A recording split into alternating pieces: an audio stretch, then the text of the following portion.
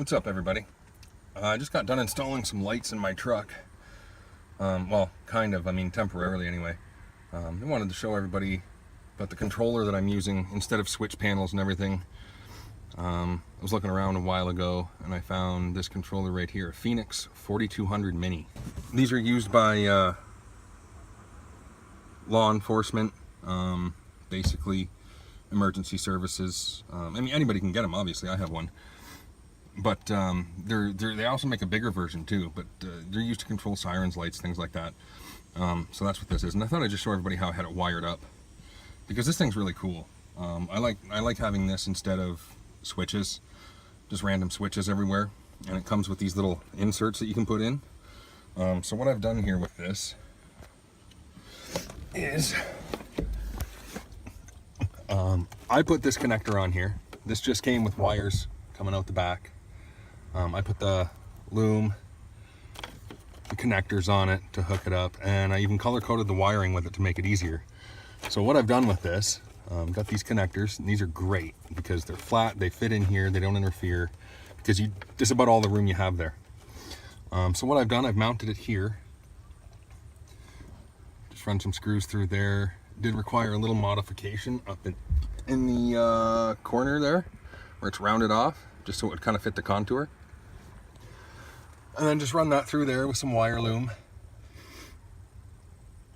And then run it up through here.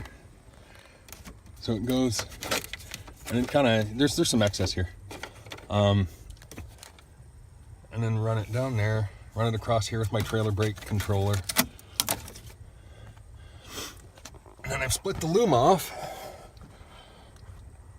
to that goes up and down the drive shaft or steering column, which then goes up and, I know this is hard to see, I'm trying to get this in perspective. So it runs down the steering column a little bit, it goes through there, and then I have it up here, zip tied to that one, which then runs through the firewall, through the clutch master cylinder, out into the engine bay to the battery directly. And then that white wire coming back is, we'll get to that in a sec. That's one of the lights I have hooked up. So I've got that. And then what happens with the wires for the lights, I've got them, they branch off here. And I've got them running through the dash. I don't know if we can even see this, but the way I've got them run through here, it's not looking likely.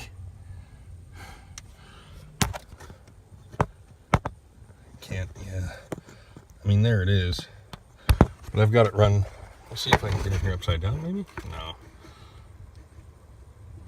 So anyway, it runs through there, and I've got it coming up into the side of the truck, right here.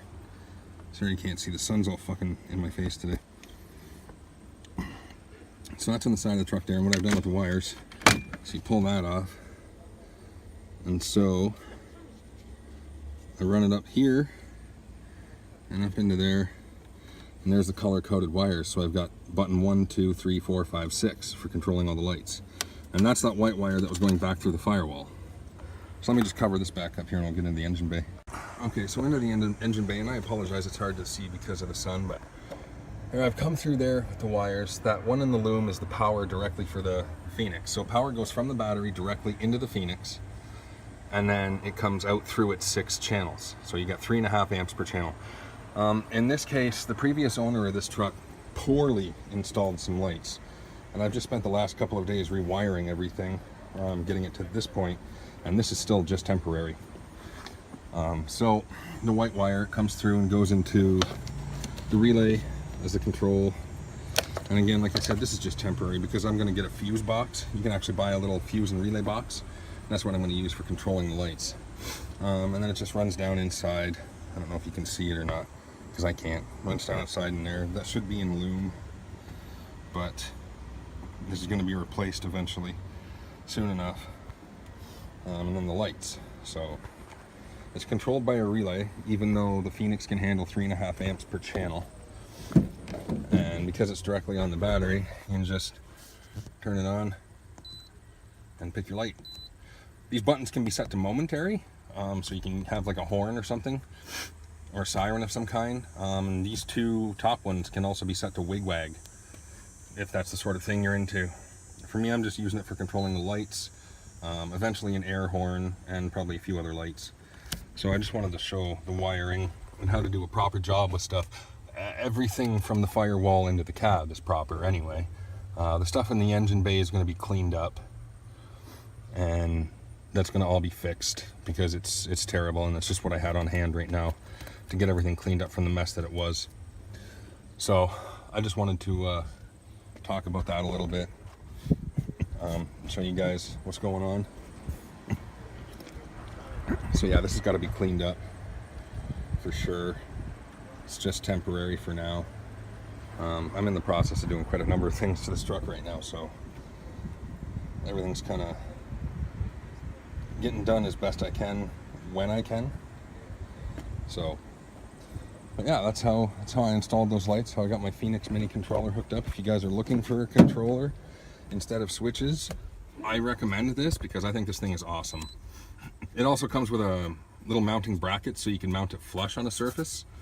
But yeah, this is a great little controller, man. And if you take the time, put the connectors on it, you know, it really makes your life easy because as you can see, when it was up in here, all the wires were color coded still, and you know, that's so you know what everything is. But that's it for now. Thanks for watching, guys.